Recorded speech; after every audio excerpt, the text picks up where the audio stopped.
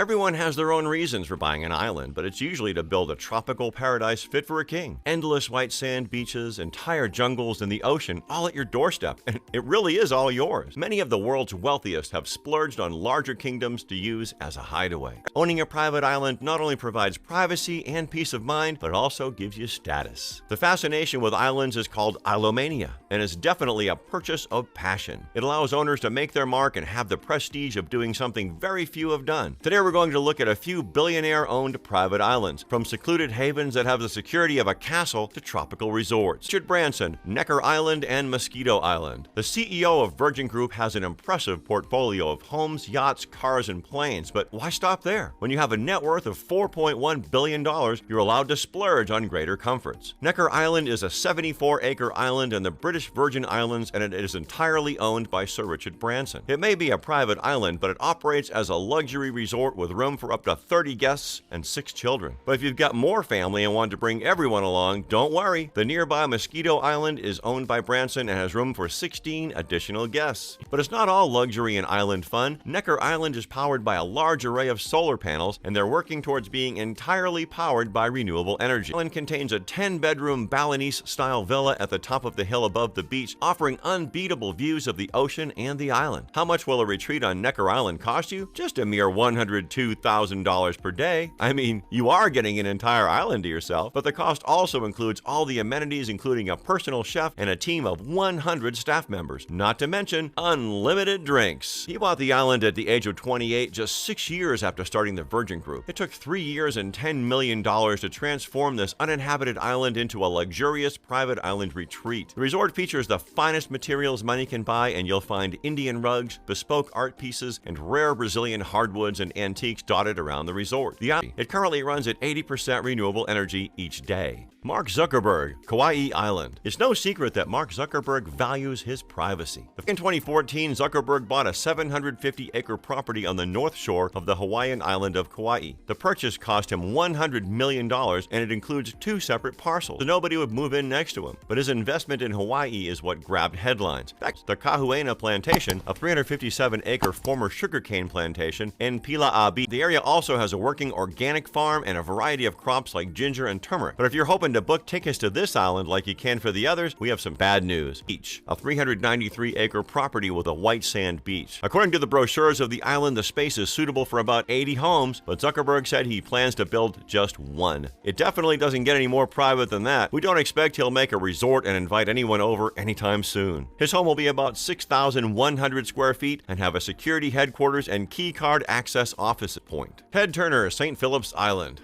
The founder of CNN News purchased the island in 1979 for $23.8 million. There are still a few billionaire private islands you can go to. Probably the first thing you'll notice about the St. Philip's Island is what isn't there. There are no footprints on the beach and no sounds besides those of the birds and animals. No roads, no music, and no people other than those you came with. Thousands of shells dot the powder white sand because nobody has taken any away. Opalescent oyster shells, some as long as your hand, lie unbothered, basking in the sun. There's no both to capture a piece of the low country he loved and to keep it pristine and untouched. There are no resorts on the island for you to relax in, and there are no golf courses. But there are plenty of opportunities to connect with nature and experience St. Philip's the way it was intended. Turner carved out a handful of trails for exploring the island and began an effort to essentially turn back time for the island's animal population. 4,682-acre property has just 2 homes at present, a caretaker's cottage and Turner's 4-bedroom, 4-bathroom vacation home. The latter, set 4 miles inland, features wood paneling and a cozy porch that faces the Atlantic Ocean. Today, you can take a ferry from Hunting Island State Park to St. Philip's and follow the trails marked by Ted Turner himself.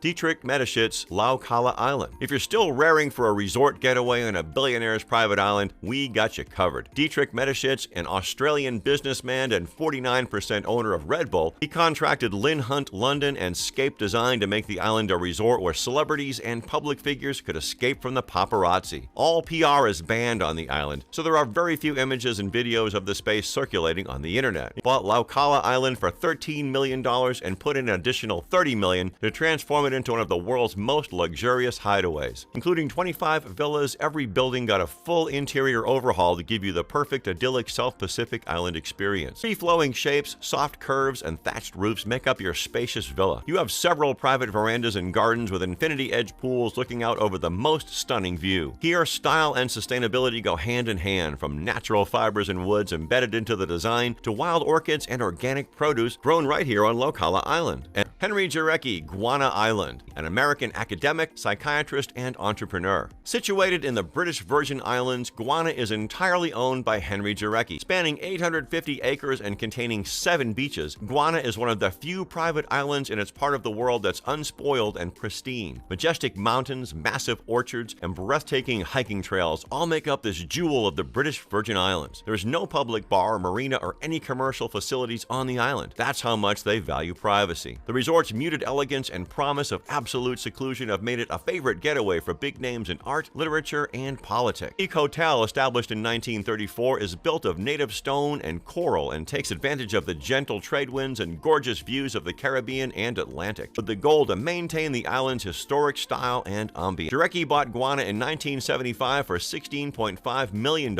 and began improving accommodations and other facilities on the island. Passion for conservation also led him to establish a long-term restoration program to protect flora and fauna and even bring back once common species. Everything you eat here comes from the island's own orchards, with internationally trained chefs preparing your every meal with attention to the tiniest detail. As they state on their website, the hardest part about a trip to Guana is leaving it. Larry Ellison, Lanai Island. The Oracle billionaire Larry Ellison has now made the island his home, but that's after he turned it into an eco-utopia. He bought 98% of the Lanai Island in 2012 and paid a whopping $300 million for the 90,000 acres of land. This small, apostrophe-shaped Hawaiian island offers a wealth of experiences for explorers and loungers alike. That last one shouldn't be a problem, since Larry Ellison is close friends with Elon Musk, the Tesla billionaire. He wants to turn the island into a tourist destination, but that's not the extent of his plans. According to the New York Times, he also wants to create the first economically viable 100% green community. His goals include everything from widespread renewable energy and exporting gourmet produce to setting up charging stations for electric cars. And those are the private islands of the billionaires. Which one would you like to visit? Let us know in the comments below.